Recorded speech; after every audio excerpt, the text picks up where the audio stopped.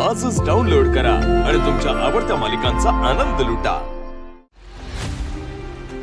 Daddy, तिथीनुसार परवाचा 3रा दिवस झाला आणि पुढच्या बुधवारी 10वा झाला।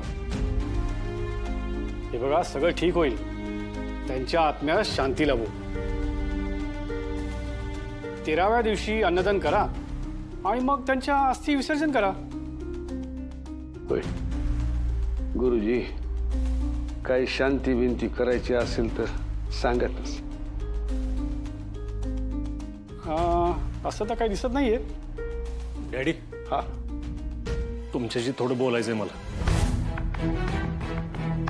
बोला की जाऊ बाप। जरा बाजूला येतं का? ये। हा, आलो बर का।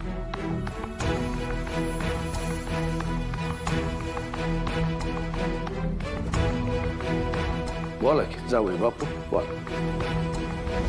तुम्ही माझ्याशी खोटं बोललात। काल तुम्ही मला म्हणला की आत्ता गेली त्या दिवशी सकाळी तुम्ही 9 ते 10च्या दरम्यान पंचायत ऑफिसला रस्त्याच्या दुरुस्तीसाठी मीटिंगला गेला होता। नाही नाही नाही नाही जाऊ बापू, तुमचं काहीतरी गैरसमज होतंय। पंचायत समिती रस्ता दुरुस्तीबद्दल मीटिंग आहे असं आम्ही बोललो। आम्ही त्या मीटिंगला गेलो असं नाही बोललो। नीट आठवून बघा तुम्ही। बर, असं असेल तर मग 9:30 वाजता कुठं होता तुम्ही?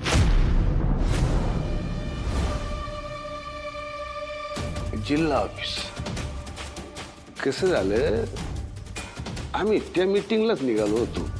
तेवढ्यात आम्हाला आमच्या एका जुन्या जमिनीच्या व्यवहाराबद्दल जिल्हा ऑफिसमधून फोन आला। आम्ही तिकडं निघालो। तिथं जायच्या आधीच आम्हाला तुळजाचा फोन आला आणि तिकडनं तडक आम्ही गडावरच पोचलो। जाऊ बापू, तुम्ही अशी चौकशी का करताय आमची?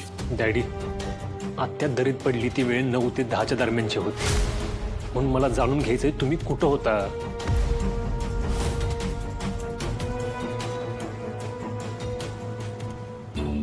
जावई बापू,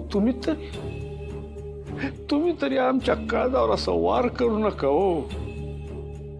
आधीच आमची बायको गेल्यापासून आमचा अर्धा जीव गेलाय। जो काय उरला सुरला अर्धा उरलाय, तो बी असा घेऊ नका। आम्ही मान्य करतो ना, आम्ही मान्य करतो। आम्ही आमच्या बायकांची लय वाईट वागलो, लय चुकीचं वागलो, पण ती चूक आम्ही सुधारले, तुम्हाला तर माहिती। आणि आम्ही त्यांच्यावर चिडायचो, त्यात राग नसायचा हो, प्रेम असायचं। आणि आम्ही किती बी चिडलो, किती बी रागवलो तरी हे असं कोणाशी आम्ही वागू असं वाटतं तुम्हाला जावई बापू? आणि तुम्हाला माहित नाही जावई बापू, त्यांचा बी आमच्यावर लय जीव होता, लय काळजी करायची आमची। की तुम्ही असा आमच्याबद्दल विचार करताय ना, शालांच्या आत्म्याला किती त्रास होत असेल सांगा बरं? काय वाटत असेल त्यांना?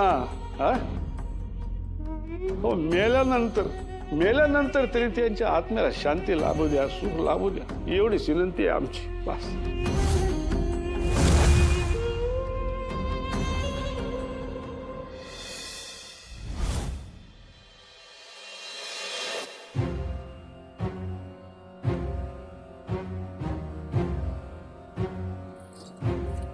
चालताना काही त्रास तर होत नाहीये ना?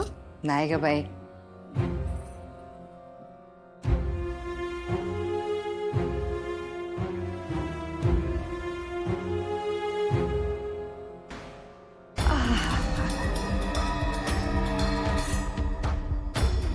आजी, हा बरं वाटते का आता?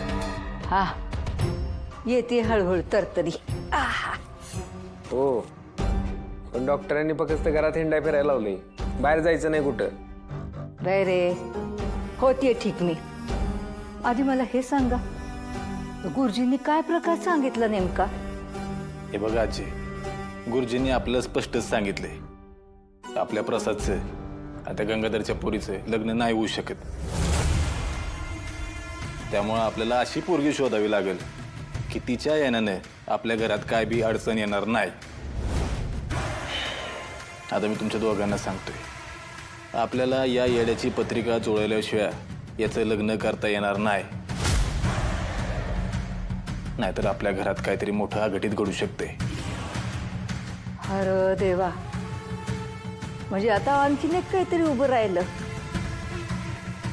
आणखीन एक अटच उभी राहिली म्हणायची. म्हणजे पोरगी शिकलेली नग, हुशार नग, आणि आता पत्रिकेचं बी जुळायला पाहिजे. आजी, अगं पोरगी शिकलेली असेल, हुशार असेल तरी एक वेळ चालत, पण पत्रिकेत जर दोष असेल पोरीच्या तर आपल्या सगळ्यांच्या जीवावर बेतल ते. मी काय म्हणतो, रिस्क घेऊन चालणार नाही. मी त्या प्रसादलाच संपवतो, म्हणजे इशेच मिटेल. हा, ए तू शांत राहा. उगाच रागाच्या भरात काहीतरी चुकीचा निर्णय घेशील आणि आमचं टेन्शन वाढवशील. हा ठीक आहे ठीक आहे, ते समजा नंतर बघू.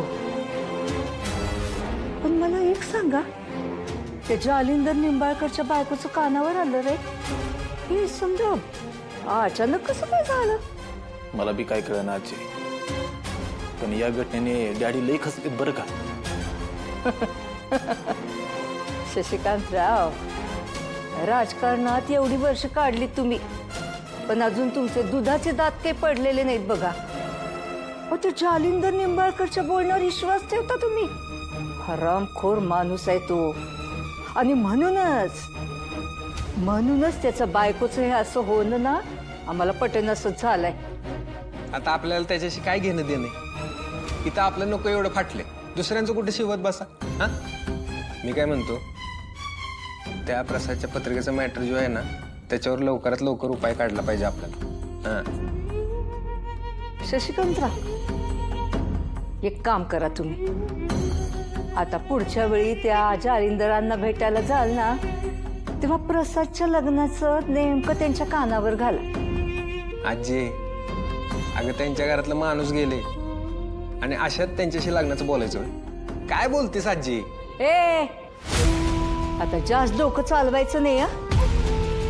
आम्ही सांगतो तेच करायचं. सांगते तुम्हासनी, तो जालिंदर आहे ना, बरोबर प्रसादसाठी लग्नासाठी पोरगी बघल बघ. तुम्ही फक्त जरा ये बघा आणि त्यांच्या कानावर घाला.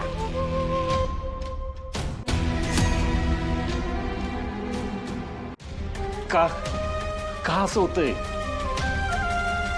पण पोचतोय असं वाटत असतानाच हातातून सगळं निघून जातंय. अगं काहीच कळणं या सगळ्याच्या मुळाशी कसं पोहोचावं. माझी तरी अवस्था कुठे वेगळी आहे. जोपर्यंत काही ठोस आपल्याला कळत नाही ना, तोपर्यंत काहीच करता येणार नाही.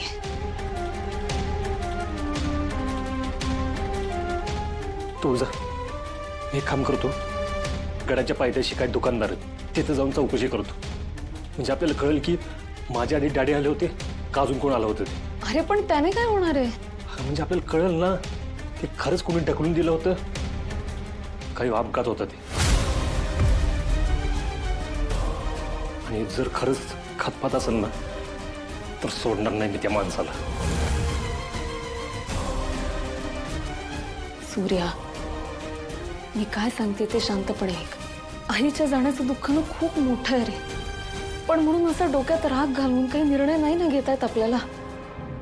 समज आपल्याला वाटतंय तसं डॅडींनी खरंच जर हे सगळं घडवून आणलं असेल, तर ते काही एवढे मूर्ख नाही आहेत आपल्यासाठी मागे पुरावे सोडायला.